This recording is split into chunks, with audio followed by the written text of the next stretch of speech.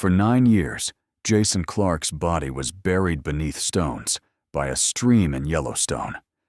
For 9 long years, his friend Tom Harris posed as a heartbroken comrade who had lost his closest friend in the wilderness. He even made a film about it, sharing with everyone about the tragic hike and the enigmatic vanishing. But the truth turned out to be much simpler and more terrifying. When the melting water finally revealed what the rocks had been hiding, it showed not an accident, but an intentional deed. It showed murder. And the camera found next to the bones did not capture the beauty of nature, but the last moments of a man's life, betrayed by those he placed his deepest trust in. This story is not about how wild nature takes people away.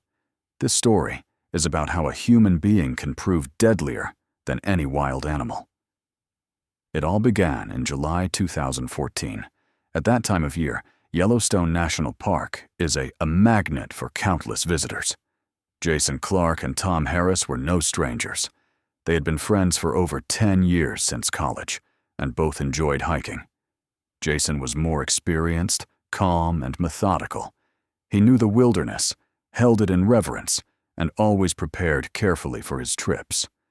Tom was different, energetic, sociable, and always with a camera in his hands. He dreamed of becoming a documentary filmmaker, and each of their trips became material for a future film. This time, they planned a 3-day hike to Shoshone Lake, one of the largest lakes off the main tourist pathways, accessible only by foot or boat. The route was not easy, but with their training, it shouldn't have been a problem for the guys. They gathered their gear, reviewed their navigation charts, and packed enough provisions for 4 days with extra supplies. On July 22nd, they left their car in the parking lot at the start of the Delassie Creek Trail and began their journey. The weather was perfect. Nothing hinted at any danger. 3 days passed, then 4. The 5th day was coming to an end when an exhausted and panicked Tom Harris stumbled into the ranger station in Grant Village. He was alone. His clothes were rumpled, his face unshaven, and filled with genuine terror.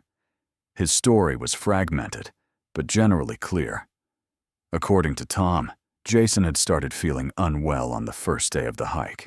He hadn't complained about anything in particular. He just appeared fatigued and was walking slower than usual. Tom suggested turning back, but Jason, stubborn and unwilling to ruin his friend's plans, refused. He insisted that Tom go ahead at the planned pace and that he, Jason, would rejoin with him at the first campsite by the stream. "I'll get there. Don't worry. Just go at your own pace," he allegedly said. Tom told the rangers that he had listened to his friend. He arrived at the campsite, set up camp, built a fire, and waited. An hour passed, then another. The sun went down. Jason never showed up. Tom shouted and called for him, but the only response was the silence of the forest. He assumed that Jason had decided to set up camp somewhere along the way before reaching the agreed-upon spot and would show up in the morning. But morning came and Jason was still nowhere to be found. Tom said he spent the entire next day searching for him. He retraced his steps for several miles, constantly shouting his friend's name. He searched the surrounding area, wandering off the path in the hope of finding some clue. Nothing. Absolutely nothing. On the 3rd day, truly frightened, he realized that he would not see anything on his own. His food supplies were running low, and he made a decision to find civilization and call for help. He left some of his food and a note for Jason in a conspicuous place in their camp in case he returned, and quickly made his way back to civilization. The rangers responded immediately. Tom's story seemed believable. People go missing in the wilderness of Yellowstone. Some fall off cliffs, some are swept away by the river, some fall prey to wild animals, and some get lost, succumbing to panic and despair. That same evening, the first search party was formed. The next morning, dozens more people joined them. Rangers, volunteers, dog handlers with dogs. A helicopter was sent up. Tom Harris was actively involved in the search. He looked devastated and guilty. "I shouldn't have left him," he repeated over and over, pointing to the exact spot on the map where they had split up. "I should have insisted that we go back together." He helped coordinate the volunteers, describing in detail what Jason was wearing and what equipment he had. No one doubted his commitment and despair. He was the main informant and the only witness. The rescue effort lasted more than 2 weeks. Every day, a helicopter flew over the area, and search teams scanned area by area. They searched the pathway, the stream edges, thick woods, and rocky scree. Dogs picked up a scent, but it quickly faded. Rangers questioned other tourists who had been in the area during those days. No one had seen a solitary figure resembling Jason Clark. They found the spot where Tom said he had camped. There was indeed a small extinguished campfire, but no sign of Jason. No abandoned backpack, no piece of clothing, no signs of a struggle. Nothing that could indicate his fate. That was the strangest thing. Usually, when an accident happens, there are at least some traces left behind. If he had been attacked by a grizzly bear, of which there were plenty in the park, there would have been torn clothes and blood. If he had fallen and suffered a leg injury, he would have stayed where he was and been found. But Jason Clark seemed to have completely disappeared. After 2 weeks of intensive searching, park management made the difficult decision to call off the active phase of the operation. Resources were not unlimited, and the chances of finding Jason alive were slim to none. The search was downgraded to minimal and occasional, which in practice meant that the case was closed. Jason's family, who had come to Wyoming and lived in hope all this time, was devastated. Tom Harris appeared on local television. With tears in his eyes, he thanked everyone who had participated in the search and asked them not to forget his friend. He talked about what a wonderful person Jason was, how much he loved nature, and how ironic it was that nature had taken him away. He looked like a man who had lost a brother. No one suspected a thing.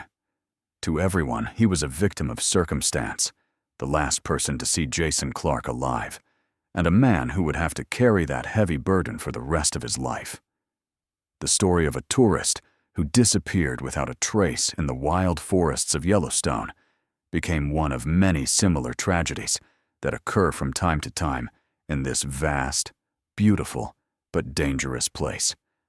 The case was shelved, and for the next 9 years, nothing was heard about Jason Clark. Years passed. 2014 turned into 15, then 16. The story of Jason Clark became a local legend.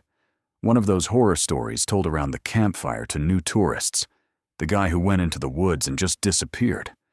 For the Park Service, the case remained open but inactive. Every couple of years, a new employee would pick up the file, reread the reports, and look at the map. But that was as far as it went. With no body, no clues, and no new evidence, the investigation was at a standstill. The wild nature of Yellowstone knows how to keep its secrets. Jason's family slowly went through all the stages of grief, from despair and denial to painful acceptance. They never held a funeral, because in their hearts, they always held on to a tiny, irrational hope that one day Jason would walk out of the forest, thin and unkempt, with some incredible story of survival. The only living reminder of their son, the link binding them to that last trip, was Tom Harris. He didn't disappear from their lives. On the contrary, he became almost like a son to them. He called them on Christmas and came to visit on the anniversary of Jason's disappearance. They remembered him together, looking at old photos. Tom shared his grief with them, and they shared theirs with him. He was very convincing. He told them how often he woke up at night, replaying that day in his head, blaming himself for going ahead.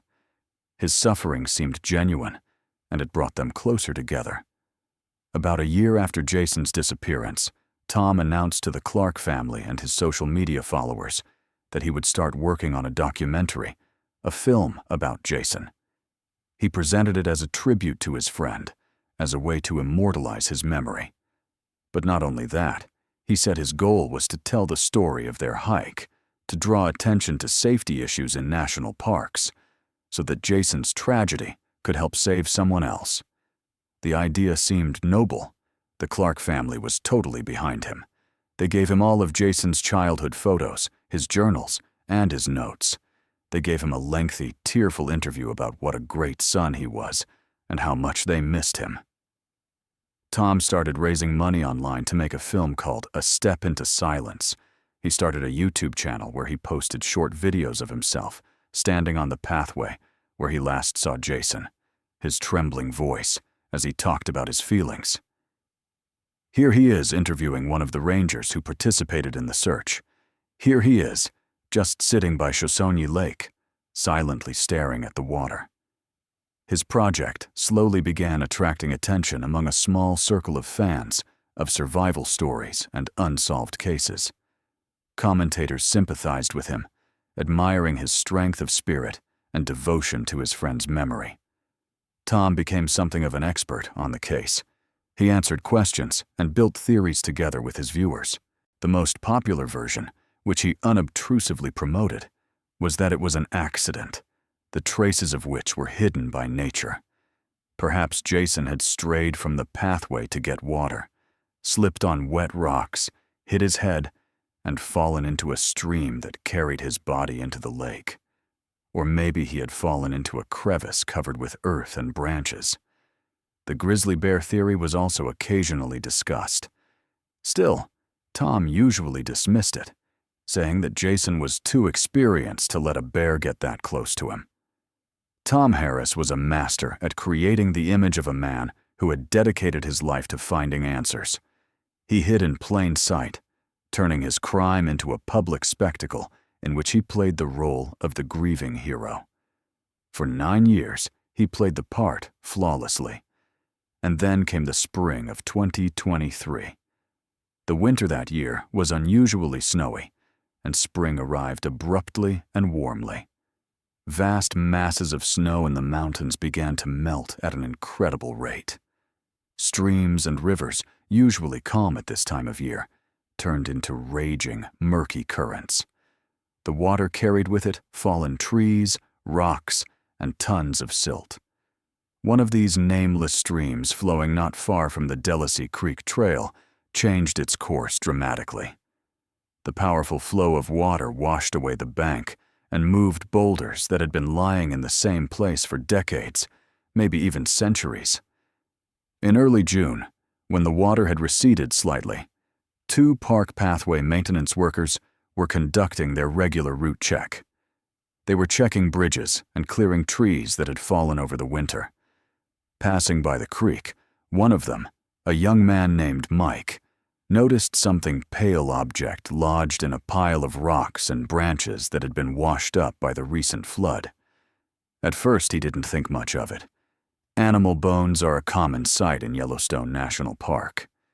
But something about the shape of this object caught his eye. He moved closer, pushed aside the wet leaves with a stick, and froze. It wasn't a deer or elk bone. It was a human femur. His partner, a more experienced worker, came over and confirmed his worst fears. They immediately radioed the ranger station, and within an hour, park security and investigators from the county sheriff's office were on the scene. The area was cordoned off. The painstaking work began, which was very different from the chaotic rescue effort 9 years earlier. Now, no one was in a hurry. Forensic scientists and a forensic anthropologist sifted through the soil and rocks around the find bit by bit. Soon they recovered other fragments of the skeleton, a skull, several ribs, vertebrae, and most importantly, the left collarbone. Examination of the bones immediately made it clear that this was not a disappearance or an accident. There was a clear mark on the collarbone from an old fracture caused by a decisive blow. But the most terrifying discovery was a cut on the femur. It was not the mark of an animal's teeth, which would have left ragged edges and scratches. It was a deep, smooth, almost surgical cut that could only have been made by a single tool, a very sharp knife or machete. The anthropologist immediately said that such a blow had been delivered with tremendous force. Next to the bones, under one of the large stones that had apparently hidden the remains all these years. Forensic experts found a dark brown stain.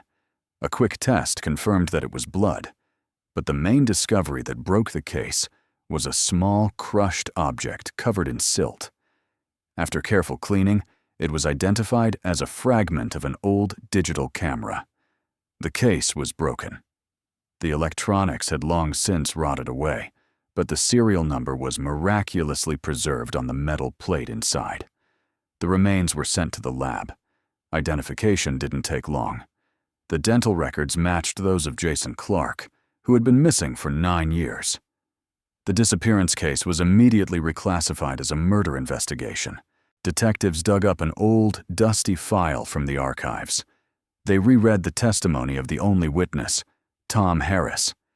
His story that Jason had fallen behind now looked completely different in light of the new findings. While one group of investigators worked with the database, searching for the serial number of the camera that had been found, another group got into a car. They had 2 phone calls to make. The first was to the Clark family, to tell them that their 9-year wait was over, but in the way they had feared most. The second call would be made later. The detectives decided not to call. They drove there in person to tell Tom Harris, the man who had built a career on the loss of his friend, that Jason's body had been found. They wanted to look him in the eye when he heard the news. Detective Miller was a man of the old school. He had been with the police for over 30 years and had seen it all. His partner, Detective Sanchez, was younger, well-versed in technology and digital forensics, and had a keen eye for the slightest inconsistencies. They were the ones assigned to the case. After notifying the devastated Clark family, their next stop was Portland, Oregon. That was where Tom Harris had moved 2 years after Jason's disappearance. He had settled into a trendy studio apartment in the city center. He was living the life of an independent filmmaker and blogger. To his neighbors and acquaintances, he was a pleasant, slightly melancholic guy with a tragic story that he had turned into art. They didn't call. Surprise was their trump card. When Tom Harris opened the door, his face showed surprise, followed by slight anxiety. Standing before him were 2 men in formal suits, who were clearly not from Portland. "Tom Harris?" Miller asked in an even voice. "Yes, how can I help you?" Tom tried to sound calm, but his fingers nervously fidgeted with the edge of his t-shirt. "Detective Miller, this is Detective Sanchez, Teton County Sheriff's Office, Wyoming. Can we come in? We have news about the Jason Clark case." At the mention of Jason's name, Tom changed instantly. The mask of polite surprise fell away, replaced by the expression of grief he had honed so masterfully over the past 9 years. He stepped back silently, letting the detectives into his apartment. The studio was furnished in a minimalist style. On the walls were several posters for his unfinished film, Step into Silence, and a large photograph of a young, smiling Jason Clark standing against a mountain backdrop. "We found him, Tom," Miller said without preamble, watching his reaction closely. Tom sank into a chair, covering his face with his hands. His shoulders shook. It looked like a real fit of grief. "Where?" he whispered through his fingers. "Is he alive?" The question was asked as if he really hoped so. "No, Tom. We found his remains near the creek, not far from the Delosi Creek Trail," Sanchez continued. Tom raised his head. His eyes were red. "Oh, God. So, it was an accident after all. He fell? I always thought he might have fallen into the creek." He began to babble almost breathlessly, reciting his old, well-rehearsed version. He talked about how he had blamed himself all these years, how he had imagined dozens of scenarios, and how this news, despite its tragedy, brought him some kind of closure. Detective Miller let him finish. He listened silently without interrupting. When Tom fell silent, Miller leaned forward and said quietly, "It wasn't an accident, Tom. The medical examiner determined that his collarbone was broken, and there was a deep cut on his thigh bone. Someone stabbed him." The silence in the room was deafening. Tom Harris stared at the detective with wide eyes. The mask of grief cracked. Something else flashed across his face. Fear. Pure animal fear. He quickly regained his composure, his expression changing to one of shocked bewilderment. "What? Killed? Who could have done this? There was no one else there. We were alone." "That's exactly what we want to know," Sanchez interjected. "We need you to tell us about that day again in great detail. Remember everything. Any little thing could be important." Tom began his story. He repeated the same story he had told the Rangers 9 years ago. Jason had felt ill, fallen behind, and he had waited for him at the camp, then searched for him. The story flowed smoothly, like a rehearsed script. But the detectives were not listening the same way the Rangers had back then. They weren't looking for information. They were looking for lies. "You said you had a camera with you. You were filming for your movie," Sanchez said when Tom finished. "Yes, of course. I always film everything," Tom nodded. "Did Jason have a camera?" the detective asked matter-of-factly. Tom hesitated for a moment. It was the first pause in the entire conversation. "No," he replied a little more firmly than he should have. "Jason didn't have his own camera. He didn't really like taking pictures. I was the only one with a camera." Detective Sanchez looked at Miller, who nodded almost imperceptibly. The trap had sprung. "That's strange," Sanchez said, pulling a printout from his folder. "Because we found pieces of a camera next to Jason's body. We ran the serial number. The camera was purchased a month before your trip and registered in your name, Tom. It was your second camera." Tom Harris's world collapsed in that moment. He looked from Sanchez to Miller. His face turned ashen. He opened his mouth, but couldn't say a word. He looked like an actor who had forgotten his lines in the middle of a crucial scene. "This is a mistake," he finally managed to say. "It must be some mistake. Maybe I gave it to him and forgot about it. Yes, that's it. I probably gave it to him to take some pictures, and over the years it just slipped my mind." His excuses sounded pathetic and unconvincing. "Perhaps," Miller said, getting up. "In any case, we have a warrant to search your apartment and seize all your electronic media, computers, phones, and external drives. Everything related to your film and your archives from the last 10 years. The panic in Tom's eyes gave way to sheer terror. He realized that this was the end. Whatever was on those drives, they would find it. The detectives asked no more questions. They worked silently and methodically. One searched the apartment, while the other carefully packed Tom's laptop, his desktop computer, a stack of external hard drives, and several flash drives into special bags. Tom sat on a chair, his head in his hands, rocking back and forth and muttering that it was all a misunderstanding. When the detectives let him out of the apartment to take him to the local police station for further questioning, they encountered a neighbor on the landing. She gave Tom a sympathetic look, one he had grown accustomed to over the years. But now that look was out of place. The facade was shattered. That same night, a team of forensic experts from Wyoming gained access to Tom Harris's entire digital archive. It was terabytes of information, hours of footage for his documentary, personal files, correspondence. However, the investigators weren't interested in what was there, but instead in what wasn't. They were interested in the deleted files. A forensic digital forensics expert got to work. His task was to recover the ghosts of data that had been erased almost 10 years ago. He ran complex deep scan algorithms trying to pull from oblivion what Tom Harris had so desperately tried to hide. Everyone understood that if there was evidence on those disks, it was buried very deep.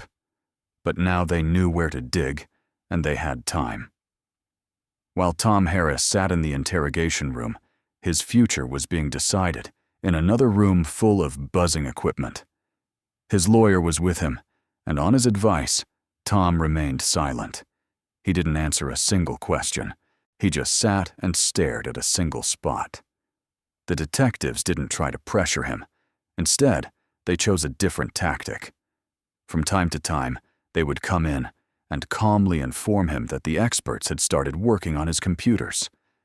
They said that the process of recovering deleted information had already begun. Although Tom remained silent, it was clear how this news was affecting him. His outward calm disappeared, and he looked frightened. For 9 years, he had felt safe. And now his biggest secret was being dug up from the digital depths of his own devices. Working with hard drives was a long and complicated process. The specialist who did it was like an archaeologist. He wasn't looking for bones or pottery shards, but for traces of information that Tom had tried to destroy years ago. Tom had done everything he could to cover his tracks, so a superficial search yielded nothing. The expert had to run special programs that combed through the disks at the deepest level. These programs weren't looking for entire files, but for the smallest fragments scattered throughout the drive. It was painstaking work, and the first few days yielded no results. The investigators had once again reached a dead end. But then the first breakthrough came. The expert managed to find and recover a tiny video fragment only a few seconds long. There was nothing special about it, just a view of the ground and trees. But most importantly, the date the footage was recorded matched the day Jason disappeared. This was very important. It proved that information from that period could still be found on the drives. This small discovery gave the investigators new hope. The specialist continued his work with renewed energy. He focused on finding other fragments with the same date, and he found them. It was a large set of damaged data that had once been a single video file. The file was broken into hundreds of pieces, and it took almost a whole day to restore it. When the expert finally managed to piece together this digital puzzle and play the video, the image was inferior. The camera had obviously fallen or been shaken, so the frame showed only the ground, grass, and a flickering sky. But the sound was recorded very well, and that sound told the whole story. Initially, the recording captured the everyday conversation of two friends, but it then escalated into an argument. They could be heard arguing about getting lost. Their voices grew louder and angrier. It was clear that Jason was accusing Tom of leading them into the middle of nowhere solely to get good shots for his film. At some point, the argument reached its peak. The recording captured Jason saying that he had twisted his ankle and asking Tom for a knife to make a walking stick. After this request, there was a brief silence. Then the recording captured the most terrifying sound. Instead of helping, Tom began to say terrible things. His voice became cold and cruel. Then there were sounds of a struggle. The recording distinctly recorded Jason's desperate cries. He screamed at Tom, begging him to drop the knife. Then there was a thud and a pain-filled groan. After that, everything went silent. The camera recorded another minute of silence. Then the file ended. The expert leaned back in his chair. There was no longer any doubt. He had found irrefutable proof. He picked up the phone and called Detective Miller to tell him that the case was solved. The police officers entered the room where Tom was sitting with his lawyer for the last time. They brought a laptop with them. One of the detectives said, "Tom, we've recovered the file you deleted. Now listen." The lawyer tried to object, but no one listened. The detective pressed a button, and the sounds of that day emerged from the speakers. First, there was an argument. Then Jason's frightened voice. The recording clearly showed Jason yelling at Tom to put the knife down. Hearing this, Tom could no longer pretend. He began to cry and tremble. He had been lying for 9 years, but now his lie had been destroyed. He listened to the recording of how he had killed his friend. When the recording ended, the room fell into a profound silence. Tom cried and came clean about everything. He confessed that he and Jason had had a big fight on the camping trip. He became angry and at some point hit Jason. Then a terrible thought crossed his mind. If Jason disappeared, he could make a great movie about it and become famous. He told how he used a knife and then hid the body under some rocks. He took all of Jason's belongings and disposed of them in a different location to make it appear as though he had vanished. He smashed the camera that had recorded everything. He didn't think that almost 10 years later, someone would be able to recover the information from it. After he confessed to everything, he was arrested for murder. The case, which had been a mystery for 9 years, was finally solved. The main piece of evidence was an audio file that the killer thought had been destroyed forever.